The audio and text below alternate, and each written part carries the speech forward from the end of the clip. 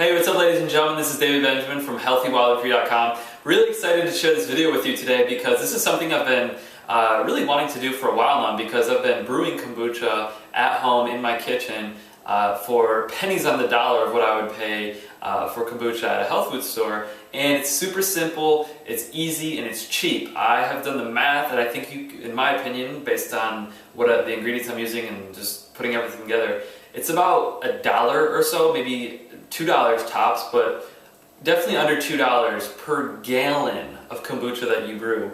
A gallon is obviously like, you know, a gallon, it's like a lot. It's more than a little 16-ounce jar. So if you've gotten kombucha at the store before, whether it's Synergy or, you know, a lot of GT or whatever, a lot of the big brands of kombucha in health food stores and Whole Foods, those are like $3.60, I believe, for a 16-ounce jar.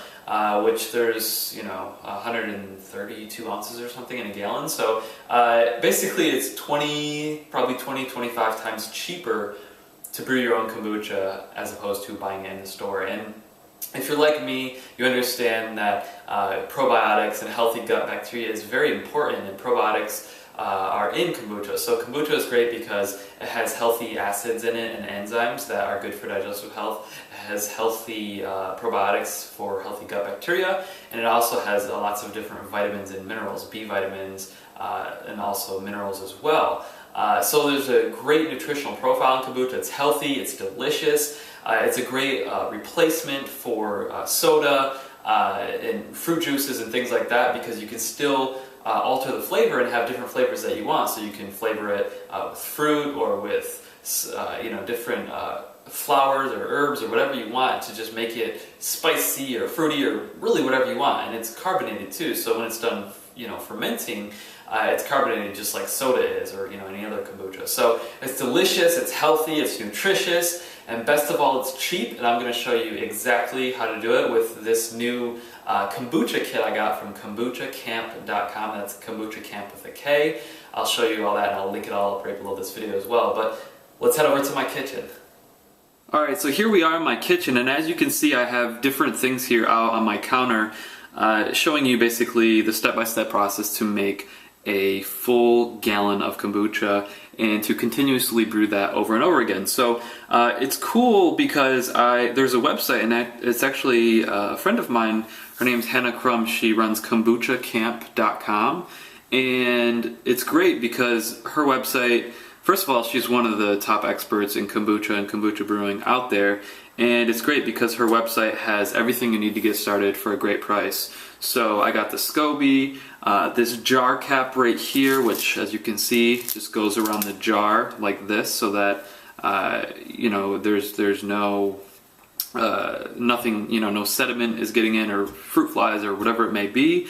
And then also the SCOBY itself, obviously. And then I'm starting with Hannah's blend of tea right here, because one thing that you have to understand when making kombucha is that specific teas work better to keep the SCOBY healthy and to actually grow the SCOBY. So this is a blend of green, black, and yerba mate tea, and yeah, so this blend right here that Hannah created is actually made for the SCOBY to be healthy and for the SCOBY to grow bigger, so that you can actually eventually split the SCOBY and then make 2 gallons of kombucha, or give it to a friend, or whatever it may be. So this is a great blend of tea to get the SCOBY started, at least. You can use other teas down the road, but great blend to get started. Once again, from Kombucha Camp.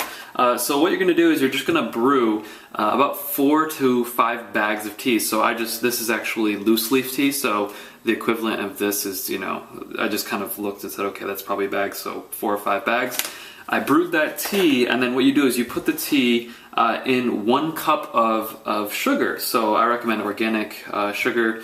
She also has evaporated sugar. I mean, you can get sugar anywhere, but I just got all this in a kit to get started to show you from scratch, because I've been doing it for a while, but I wanted to show you everything from scratch. So you brew the tea, the 4 to 5 packs. You put that in the gallon, and then you put a cup of organic sugar in there, and then you just stir it up. So as you can see here, this is that tea, and it's all stirred up. So the sugar is no longer there's no grains or texture to the sugar. It's in the water. It's immersed in the water. So once you have that, the tea with the sugar mixture, all that you're gonna do is just take the SCOBY, and I have the SCOBY here in a bowl, as you can see, and you just take the SCOBY and wash your hands before you grab the SCOBY, because you don't want to have any bacteria or anything on your hands that could harm the SCOBY or offset the pH balance or anything within the bacteria or yeast of the SCOBY. You don't want to interfere with that. So wash your hands, make sure they're clean. Of course, I use a natural soap and that kind of thing too, which is beneficial. But anyway, so you just take the SCOBY with your hand like this, and this is a beautiful SCOBY. As you can see here, perfect shape. And then all that you're gonna do is take it and put it in your jar, and then set it down like that. And then as you can see, it's starting to kind of float to the top there, and you're just actually gonna fill the rest of this with tea. The reason I left it half full is so that I could show you in this illustration, so that it wouldn't, you could actually see, like, from a side angle, for example, here, how the tea and the SCOBY, like I said, the SCOBY floats on top, and then the tea. So then I'll just fill up the rest with tea, and then all that you do after that is you take the jar cap, which I got once again from Kombucha Camp, kombuchacamp.com, with a K, Kombucha Camp with a K. Take that jar cap and throw it on there like that once it's full, and then you're just gonna place this jar full of the tea and the SCOBY over in the corner of your kitchen, somewhere where it's not exposed to sunlight, and just let that sit for a week to 21 days, so 1 to 3 weeks basically. And during that time, it's going to ferment. The SCOBY is going to eat the sugar, and it's awesome. I mean, you can make any type of kombucha you want, and then you can flavor it with ginger or hibiscus flower or sassafras or elderflower. I mean, you can flavor it with anything, and really just do what you want. So it's great. It's cheap. It's effective. You're getting beneficial acids, enzymes, and compounds and probiotics all in your gut, and it's healthy. This actually right here is a starter liquid as well, so I guess actually I should be adding this to the to this as well, because that's going to help it grow in that environment. So yeah, so right here, just add the rest of the tea. I'm going to add the rest of the tea, and then in a week from now, I'm going to have a perfectly beautiful batch of kombucha. And one thing to know too is 1 week is going to be less fermented than 3 weeks out. So 1 week is going to be fermented and fizzy, but then 3 weeks out you're going to have like much stronger kombucha with a higher, if you go further than that, I believe it can turn into alcohol content. So it's very delicious, very beneficial, and like I said, you can sweeten it with all these different things. Kombucha Camp is great. This is kombuchacamp.com. Once again, Hannah Crum, she's awesome. She's the best resource I have found online for any kombucha needs, whether it be your SCOBY, things like the jar cap, which I was using something else before, and I used rubber bands and it just didn't work as well. This is just awesome. I love it.